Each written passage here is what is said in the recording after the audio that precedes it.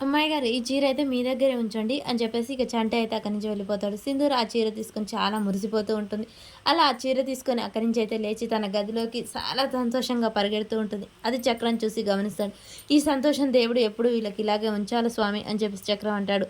ఇక చంటి ఆ పెళ్లికూతురు బొమ్మను పట్టుకొని అమ్మాయి గారు మీరంటే నాకు చాలా ఇష్టం అండి. I love you. మిమ్మల్ని చూడాలనిపిస్తుంది అమ్మాయి గారు అని చెప్పేసి చంటి బొమ్మతో మాట్లాడుతూ ఉంటాడు. ఇక సింధూర తన గదిలోకి వెళ్ళి చంటి ఇచ్చిన చీరనే చూస్తూ చాలా తనలో తను మురిసిపోతూ ఉంటుంది.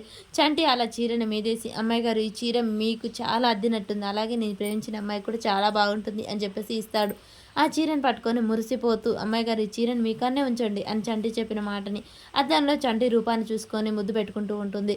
ఇక అలా సింధూర అయితే ఆ చీరని పట్టుకొని తనకు మనసులో ఎక్కలేని సంతోషంతో ఆనందపడుతూ ఉంటుంది. చంటి ఈ చీర నువ్వు ప్రేమించిన అమ్మాయికిచ్చావు. అంటే నాకిచ్చినావు.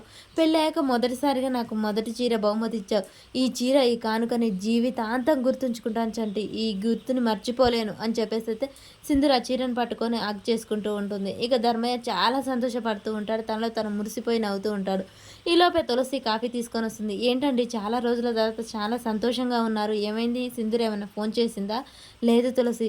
నాకెందుకో తెల్లారగట్ల పాడి పంటలు, పచ్చటి ఆవులు, పొలాలు, బంతిపూల తోటలు, నడింట పాలు పొంగుట ఇవన్నీ గుర్తొచ్చాయి. ఇదంతా చూస్తుంటే నాకేదో శుభసూచకం అనిపిస్తుంది. ఏదో మంచి వార్త వింటాననిపిస్తుంది అనగానే మంచిదే కాదండి అని చెప్తూ అనగానే ఈలోపే అక్కడికైతే ఒక కారు వచ్చి ఆగుతుంది. మరి చెంచలమ్మ వస్తుందా? విజయమ్మ వస్తుందా? అసలు ఏం జరుగుతుంది?